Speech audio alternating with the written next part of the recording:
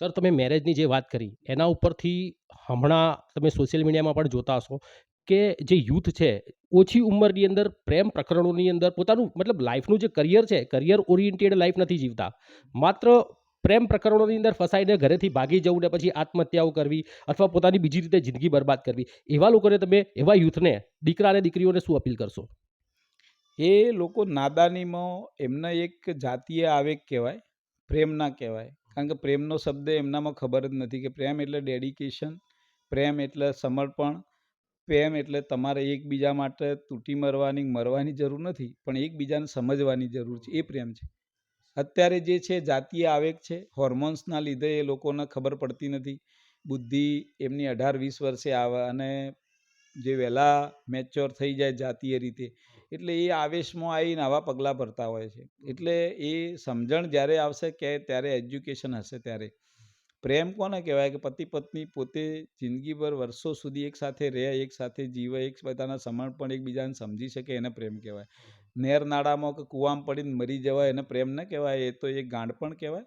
અને એ આપણો સમાજ એ ગાંડપણ પર બહુ ગયો છે, અને એનું કારણ છે કે રીલ્સ, મીડિયા અને ટીવી આ જોઈને બાળકોએ જે પિક્ચરોમાં જોવો છે એનું અનુકરણ કરે છે. પણ એમને ખબર નથી કે પિક્ચર એક એન્ટરટેન માટે બનાવ્યું છે. આ વસ્તુ આપણી જિંદગી સાથે કંઈ લેવા દેવા નથી.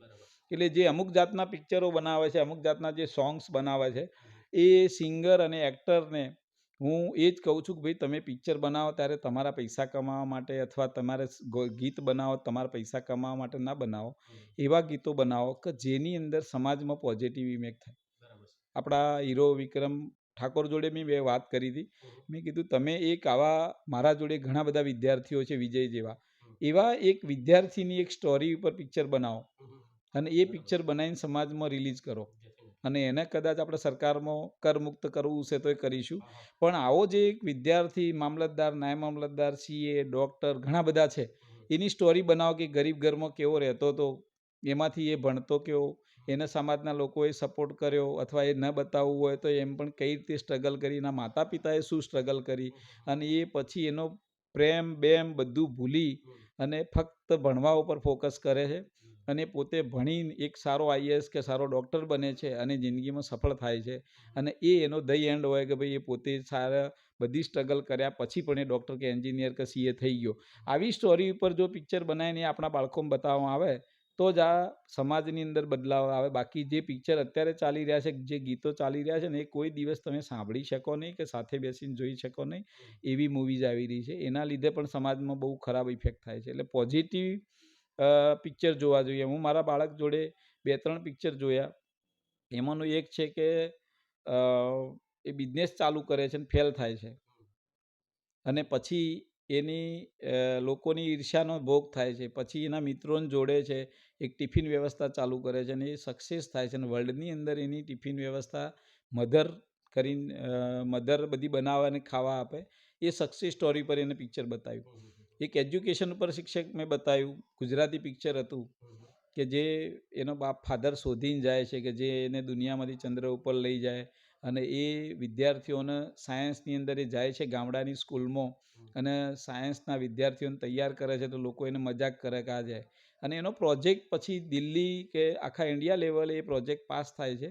એ મલ્હાર ઠાકરનું પિક્ચર છે, અને એમાં પણ એને બહુ સરસ એક્ટિંગ કરી, અને એ પોતાની સ્કૂલને દિલ્હીની અંદર બધી કોમ્પિટિટિવ હાઈફાઈ સ્કૂલની અંદર એક ગરીબ સ્કૂલમાંથી વિદ્યાર્થીઓને લઈ જઈને સાયન્સ પ્રોજેક્ટ કરે છે અને સક્સેસ થાય છે. આવા ટાઈપના જે પિક્ચરો છે એ તમારા બાળકોને બતાવવા જોઈએ, તો એમને કંઈક ઇન્સ્પિરેશન થશે.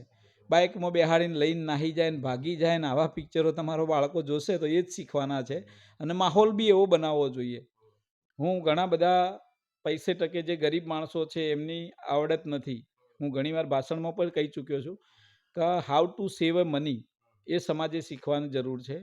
હાઉ ટુ શું કહે સ્પેન્ડ એ મની નહીં, કે કેવી રીતે વેડફવા એ તો આવડે જ છે. તમારે 2 કરોડ હોય તો એ 5 મિનિટમાં જતા રહે છે, પણ 2 કરોડ ભેગા કઈ રીતે કરવા, ટીપે ટીપે કઈ રીતે ભરાય, એ હું મારા ફાધર જોડેથી શીખ્યો હતો. અને એમને જ્યારે 500-1000 રૂપિયાનો પગાર હતો ને ત્યારે એ પોસ્ટની અંદર ને એમાં 100-100 રૂપિયાના ખાતા અને 200-200ના ખાતા ખોલાય અને 5 વર્ષ સુધી એનું સેવિંગ કરતા, અને પછી એક મોટી રકમ આવતી, એમાંથી એ એફડી કે ફિક્સ ડિપોઝિટ કરાવીને ધીમે ધીમે મારા ફાધર આગળ આવ્યા. એની જ વસ્તુઓ હું અત્યારે કરી રહ્યો છું. ઇકોનોમિક મેનેજમેન્ટ મેં એવું કર્યું છે કે મારો મોબાઈલનો ખર્ચો, ગાડીનો ખર્ચો એ મારી પરસેવાની કમાણીમાંથી ના હોવો જોઈએ. એ મારા મોજ શોખના જે ખર્ચા છે એ બધા જ બાય પ્રોડક્ટ, બાય ઇન્કમ જે મારી એફડીમાંથી કે કોઈ શેર માર્કેટમાંથી કે રોકાણ કરેલું હોય, કોઈ રેન્ટની ઇન્કમ હોય, એની અંદરથી મોજ શોખ કરવાના. મજૂરીના પૈસામાંથી મોજ શોખ નહીં કરવાનો એ સમાજને અપીલ કરું છું. તમે શોખ કરો, બધું જ કરો, પણ તમારું પૈસાનું મેનેજમેન્ટ એવું કરો કે તમારી પરસેવાની મજૂરીથી શોખ કરવાની જરૂર ના પડે. એ બાય પ્રોડક્ટ આવતી હોય એમાંથી જલસા કરવાના. હું મારી ગાડી લઉં તો એ કેલ્ક્યુલેશન હોય કે આટલા લાખની છે તો મને ક્યાંક નફો એનાથી વધારે મળ્યો હોય તો જ એટલા લાખની ગાડી લેવાની.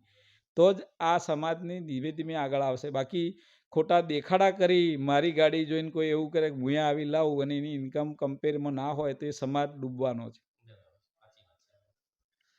તો આ હતા ડૉક્ટર જગદીશભાઈ ઠાકોર, કે જેમણે એજ્યુકેશન, પોતાના જીવનના જે એજ્યુકેશન એજન્ડા છે સમાજ સેવાના, એનાથી માંડીને સમાજના યુથે કઈ રીતે પોતાની લાઈફને મેનેજ કરવી, કેવી રીતે પૈસા કમાવા, કેવી રીતે એનો યુઝ કરવો અને કેવી રીતે કમાયેલા પૈસાથી સમાજને ઉપયોગી થવું, એ બાબતેની ડિટેલમાં આપણને એમની જીવનશૈલી, પોતાની જીવનશૈલી તો આપણી સામે પ્રસ્તુત કરી જ છે, પરંતુ સાથે સાથે સમાજના નેતાઓ અને બીજા આગેવાનો જે સમાજને સમાજ સેવા માટે તત્પર છે એ લોકોને પણ ખૂબ સારો સંદેશો આપ્યો. એ બદલ અમે એમનો આભાર માનીએ છીએ. Thank you so much. Thank you sir.